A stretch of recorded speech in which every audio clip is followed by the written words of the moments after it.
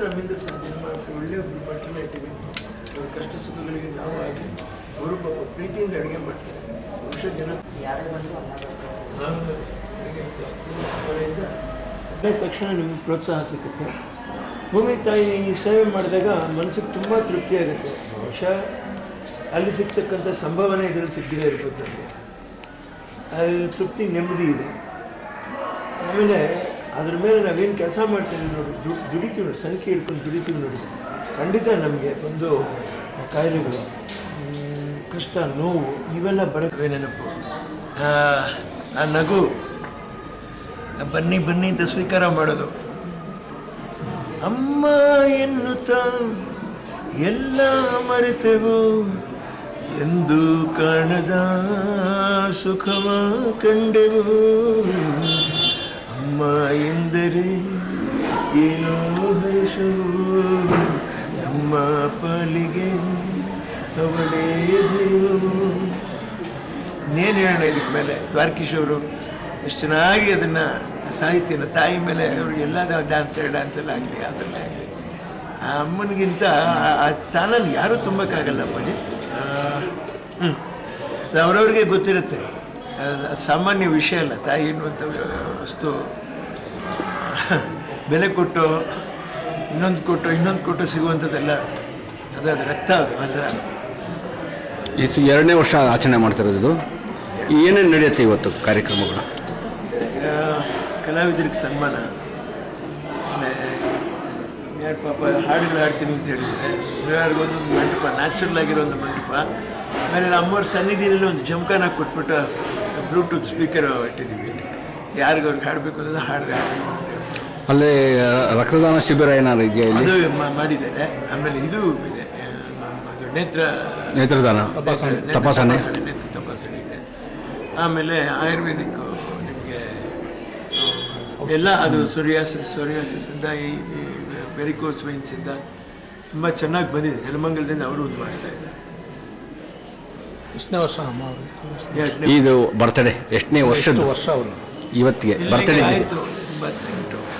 88 ಹಾಂ, ಅದನ್ನು ಮೆನ್ಷನ್ ಮಾಡಿ 89 89ನೇ ಜನ್ಮದಿನ ಆಚರಣೆ. ನಾನು ಶತಮಾನ ಅವ್ರನ್ನ ಇಟ್ಟು ಆಚರಿಸ್ಬೇಕು ಅಂತ ತುಂಬ ಆಸೆ ಇತ್ತು. ಇನ್ನು ಅವರು ಸವಿ ನೆನಪಲ್ಲಿ ಜೀವಂತವಾಗಿದ್ದಾರೆ. ಜೀವಂತವಾಗಿದೆ. ನಾನು ಏನಾದರೂ ಕೆಲಸ ಮಾಡಿದ್ದೀನಿ ಅಂದರೆ ಅದು ಅಮ್ಮನೇ ಮಾಡಿದ್ದಾರೆ ಅನ್ನೋದು ಸತ್ಯ. ಯಾಕಂದರೆ ನಿಮಗೆಲ್ಲ ಗೊತ್ತಿದೆ, ವಿನು ಲೈಕ್ ವಿನುನೇ ಅಷ್ಟೇ. ವಿನುಗೆ ಏನೂ ಗೊತ್ತಿಲ್ಲ. ನೀವು ಕೈ ಹಿಡಿದು ಕರ್ಕೊಂಡು ಹೋದರೆ ಬರ್ತಾನೆ ವಿನು ಅಷ್ಟೇ. ವಿನುಗೆ ಗೊತ್ತಿಲ್ಲ ಅದು. ವಿನುಗೆ ಗೊತ್ತಿರೋದೆಲ್ಲ ಅಮ್ಮನೇ, ಅಮ್ಮನಿಗೆ ಗೊತ್ತಿರೋದೆಲ್ಲ ವಿನುನೇ, ಇನ್ನೇನೂ ಇಲ್ಲ. ಕೈ ಒಂಟಿಯಾಗಿ ನಿಂತುಬಿಟ್ಟಿದ್ದೀನಿ ಅಷ್ಟೇ.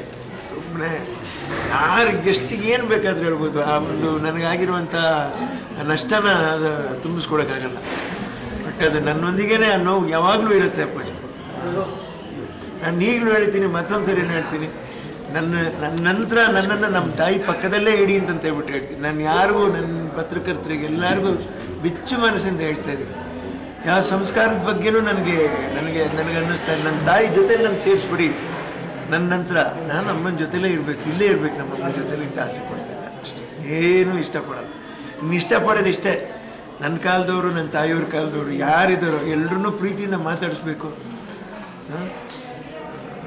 ಇನ್ನೊಂದು ಕಪ್ಪು ಕಾಫಿಯೊಂದಿಗೆ ಎಷ್ಟೋ ವಿಷಯಗಳು ನಡೀತದೆ ಅಂತ ಹೇಳ್ತಾರೆ. ಖಂಡಿತ ಒಂದು ಒಳ್ಳೆಯ ಔತಣ ಕೂಟದಲ್ಲಿ ನಾವು ಕೂತ್ಕೊಂಡು ಮಾತಾಡಿಕೊಂಡು ಕಷ್ಟ ಸುಖಗಳನ್ನ ಹಂಚ್ಕೊತ ಕಾಲ ಕಳೆದ್ಬಿಟ್ರೆ ಅಷ್ಟೇ ಸಾಕು. ಜೀವನ ಏನಿದೆ, ಜೀವನ ಅಷ್ಟೇ. ಜೀವನ ಎಲ್ಲರಿಗೂ ಬೇಕಾದ ಜಾಗ ಆಗಬೇಕು, ಅದೇ ನಮ್ಮ ಆಸೆ. ಬೇರೆ ಇದೆ ಒಂದು ನಿಮಿಷ, ಬೇರೆ ಅಮ್ಮನ ನೆನಪಿಗಾಗಿ ಏನಾದ್ರು ಆ್ಯಕ್ಟಿಂಗ್ ಕ್ಲಾಸೋ ಏನಾದ್ರು ಒಂದು ಕಲಾ ಸೇವೆ ಏನಾದ್ರು ಒಂದು? ಹಾಗೆ ಅಮ್ಮನ ನೆನಪಿಗಾಗಿಯೇ ನಾನು ಆಸ್ಪತ್ರೆಗಳು ಮಾಡಿದೆ. ತಮಿಳ್ನಾಡಿನಲ್ಲೂ ಹಾಸ್ಪಿಟಲ್ ಮಾಡಿದೆ. ಬರೀ ಮನುಷ್ಯರಿಗೆ ಮಾತ್ರ ಅಲ್ಲ, ಪ್ರಾಣಿಗಳಿಗೂ ಸೇರಿ ಮಾಡಿ. ಯಾಕಂದ್ರೆ ಅಮ್ಮ ತುಂಬ ಒಂದು ಪೆಟ್ಸ್ ತುಂಬ ಇಷ್ಟಪಡೋರು. ಪೆಟ್ಸ್ ಮನುಷ್ಯರನ್ನೂ ಅಷ್ಟೇ, ಪ್ರಾಣಿಗಳನ್ನೂ ತುಂಬ ಇಷ್ಟಪಡೋರು, ಪ್ರಕೃತಿನ ತುಂಬ ಇಷ್ಟಪಡೋರು. ಒಂದು ಒಳ್ಳೆ ಕೃಷಿ ಸಂಶೋಧನಾ ಕೇಂದ್ರ ಆಗಬೇಕು ಅಂತಲೇ ನಾನು ಆಸೆ ಪಡ್ತಾ ಇದ್ದೀನಿ. ಭೂಮಿ ಅಂತಕ್ಕಂಥದ್ದು ಒಂದು ವಿಶೇಷವಾದ, ಅಲ್ಲಿ ಮೈಕ್ರೋಬ್ಸ್ ಬರ್ತವೆ. ಅವೆಲ್ಲ ಏನಾಗಿದೆ, ನಾವು ಈಗ ರಸಾಯನ ಗೊಬ್ಬರ ಉಪಯೋಗಿಸಿ ಎಲ್ಲ ಮಾಡಿ ಅದಕ್ಕೊಂದು ಗತಿ ಅಲ್ಲೋಲು ಕಲ್ಲೋಲಾಗಿದೆ. ಯಾವುದೇ ಬೆಳೆನೂ ಸರಿಯಾಗಿ ಬರ್ತಾಯಿಲ್ಲ. ಅಪರೂಪಕ್ಕೊಂದು ಬೆಳೆ ಚೆನ್ನಾಗಿ ಬಂದುಬಿಟ್ರೆ ಅದಕ್ಕೆ ಬೆಲೆ ಸಿಗ್ತಾಯಿಲ್ಲ. ಈ ಪರಿಸ್ಥಿತಿಲಿದೆ. ಇದು ನನ್ನ ತಾಯಿಯವ್ರಿಗೆ ಏನು ಅಂತಂತ ಹೇಳಿದ್ರೆ, ಆ ಸಾವಯವ ಪದ್ಧತಿ ಏನಿದೆಯೋ ಆ ಒಂದು ಪದ್ಧತಿಗೆ ಹೋಗಿ ಆ ಆಹಾರಗಳು, ಇವಾಗ ಏನು ಹೈಬ್ರಿಡ್ ನಾವು ಊಟ ಮಾಡ್ತಿದ್ರಲ್ಲ, ಹೈಬ್ರಿಡ್ ಊಟ ಕಾಲಕ್ಕೆ ಕೊಡ್ತಾ ಇರ್ತಕ್ಕಂಥ ಮೊದಲು ಕೊಟ್ಟಿರುವಂಥ ಬಿತ್ತನೆ ಏನಿತ್ತು ಅವು ಬಂದು ದೀರ್ಘಕಾಲ ಆಗೋದು ಬೆಳೆ ಬರೋಕ್ಕೆ. ನಿಮಗೆ ಇದು ನಿಮಗೆ ಬೇಗ ಬೆಳೆ ಬಂದಾಗ ಅನ್ ಟೈಮ್ನಲ್ಲಿ 7ನೇ ತಿಂಗಳಲ್ಲಿ ಒಂದು ಮಗು ಹುಟ್ಟಿದ್ರೆ ಏನಿರುತ್ತೆ ಅನ್ನುವಂಥ ಲೆಕ್ಕಾಚಾರದಲ್ಲಿ ನಾವೆಂದರೆ 9 ತಿಂಗಳು ಅದು ತುಂಬಬೇಕು ಅನ್ನುವಂಥದ್ದು, ಅದಕ್ಕೆ ಇಷ್ಟು ಪ್ರೊಸೀಜರ್ಸ್ ಇರುತ್ತೆ. ಸೊ ಹಾಗಾಗಿ ಈ ಬೆಳೆ ಜನಸಂಖ್ಯೆ ಜಾಸ್ತಿ ಆಯಿತು ಅಂತ ಬೇಗನೆ ಬೆಳೆ ಬರಬೇಕು ಅಂತ ಮಾಡಿದೆ. ಅದೆಲ್ಲ ಮೊದಲಿನ ಕಾಲದಲ್ಲಿ ಹೈ ಈಲ್ಡಿಂಗ್ ವೆರೈಟೀಸ್ ಅಂತ ಇತ್ತು. ಸ್ವಲ್ಪ VC ಫಾರ್ಮ್ ಮಂಡಿ ಎಲ್ಲ ಕಡೆ ಹುಡುಕ್ಬಿಟ್ಟು ಹೇಳಿದೆ ಮೇಲೆ ನೀನು ರಿಸರ್ಚ್ ಮಾಡಿ ನೀನು ಬಿತ್ತನೆ ಸೃಷ್ಟಿ ಮಾಡಿ ಬೆಳೆದು ತಗೊಂಡೋಗಿ ಫ್ರೀಯಾಗಿ ಕೊಡ್ಬೇಕು ರೈತರಿಗೆ. ದೇವರೇ ಡಿಸೀಸ್ ಫ್ರೀ ಕೊಡಬೇಕು ಅವ್ರಿಗೆ, ಲಾಸ್ ಆಗಬಾರ್ದು ಒಬ್ಬ ರೈತ. ಊಟ ಇಲ್ಲ ಅಂದ್ರೆ ಏನು ಮಾಡ್ತೀವಿ, ನೋಟ್ ತಿನ್ನೋಕ್ಕಾಗುತ್ತಾ, ಇನ್ನೇನಾದರೂ ನಾವು ಮಾಡೋಕ್ಕೆ ಚಿನ್ನ ಅನ್ಬೇಕಾಗುತ್ತೆ, ಡೈಮಂಡ್ ಆಗಲ್ಲ.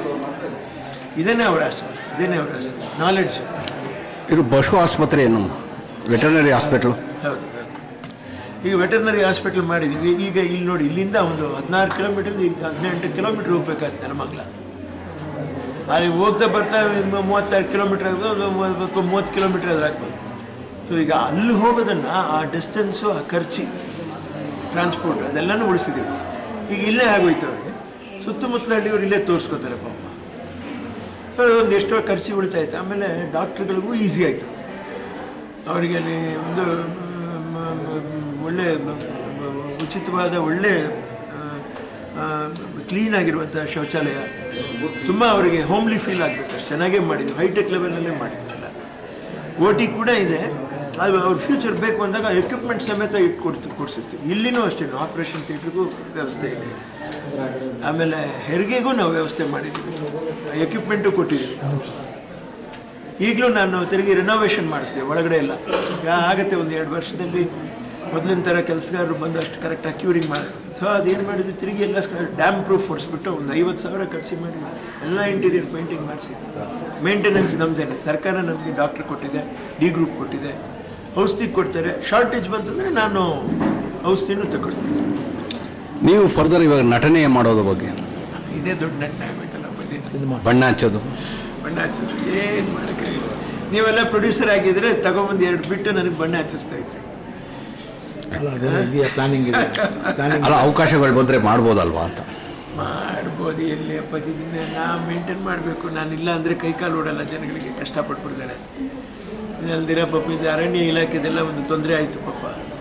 ಮಧ್ಯದಲ್ಲಿ ನನ್ನ ತಾಯಿಯವರು ತುಂಬ ಓಡಾಡಿದ್ರು. ಅದಕ್ಕೆ 1,000 ಎಕರೆ ಹೆಚ್ಚು ಕಡಿಮೆ ಉಳಿದೋಯ್ತು ಇಲ್ಲಿ ಪಾಪ.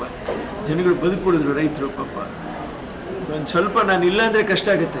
ಎಲ್ಲದಕ್ಕೂ ನಾನು ಎಲ್ಲವೂ ಕೂತ್ಕೊಂಡ್ಬಿಟ್ಟು ಏನೋ ಒಂದು ಆಯಿತು ಅಂದರೆ ವಿನೋದ್ ರಾಜ್ ಅವರು ಇಲ್ಲವಲ್ಲ. ಸೊ ನಮ್ಮನ್ನು ನೋಡೋದಕ್ಕೆ ಏನಾಗುತ್ತೆ, ಅಮ್ಮವ್ರ ಮೇಲೆ ಇರ್ತಕ್ಕಂಥ ಗೌರವ. ನಾನು ಯಾಕೆ ಹೇಳ್ತೀನಿ, ಹಿರಿಕರು ಇವತ್ತು ಇಂಡಸ್ಟ್ರಿನಲ್ಲಿ ಹಿರಿಕರು ಇಲ್ಲದೇ ನಾವು ಸ್ವಲ್ಪ ತತ್ತಳಿಸ್ತಾ ಇದ್ದೀವಿ.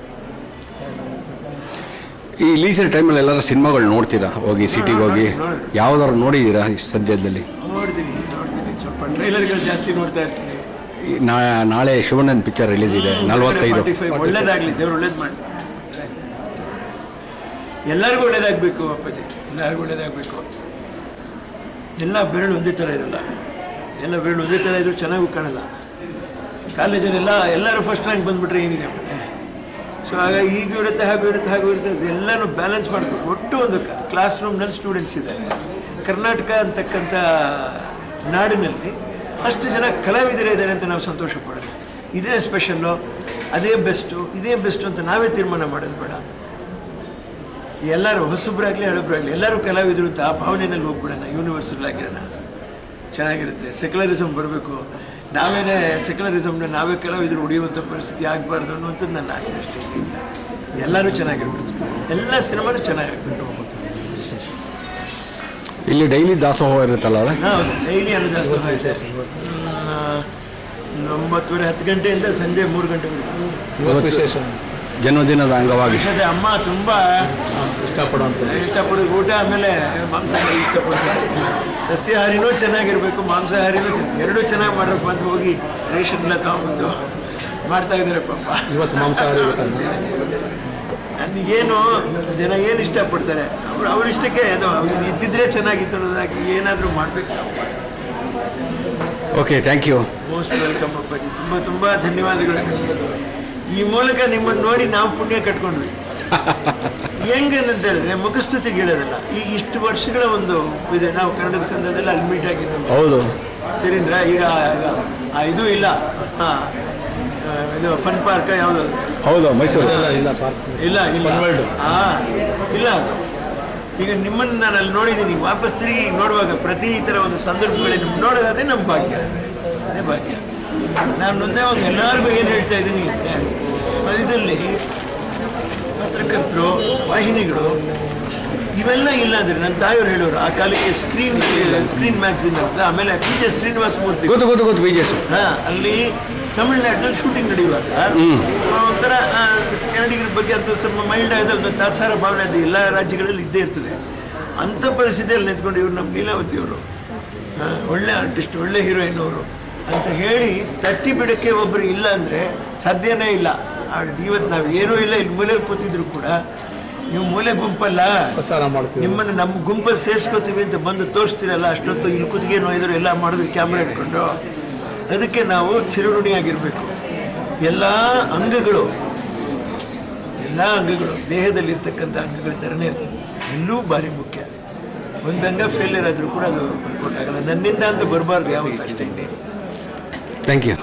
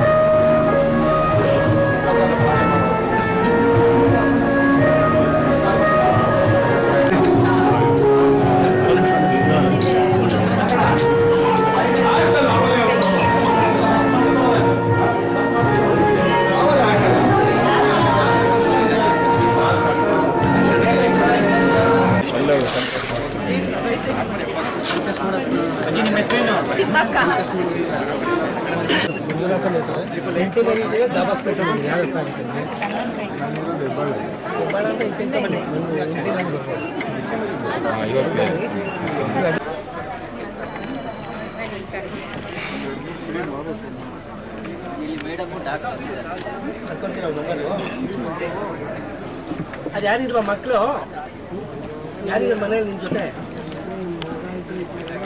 ಅವ್ರಿಗೆ ಹೇಳಿ ಒಂದ್ಸರಿ ಕಣ್ಣು ತೋರಿಸ್ಬೇಕು ಹಾಸ್ಪಿಟಲ್ ಅಂತ.